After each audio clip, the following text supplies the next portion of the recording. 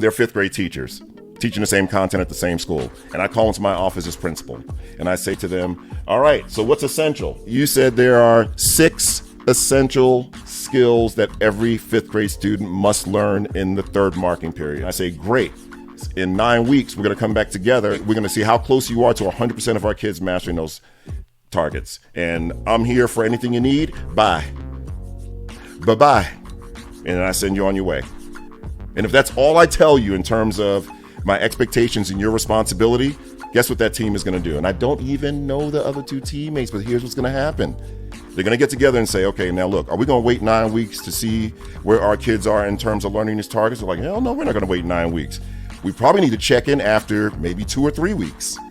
So you're going to have a check-in point.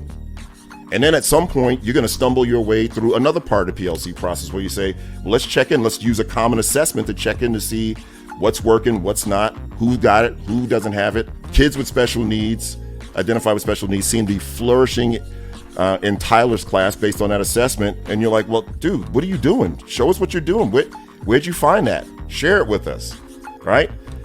Maybe Cassie's kids are struggling in an area and she feels compelled to say, all right, here's where the kids are struggling. Where can I get some help? You would stumble through, trial and error your way through just about all the parts of the PLC process if all I told you was, in 6 weeks, you're responsible to ensure every student masters those 6 targets. You would do that. And so I like to begin with the end in mind. And the end in mind is the outcome is to ensure mastery of essential skills and competencies, which you know is question 1 of the PLC process. That's the foundation. Nothing happens until you are consumed with question 1. Equity cannot happen. This is equity. PLCs have been dealing with equity for 40 years.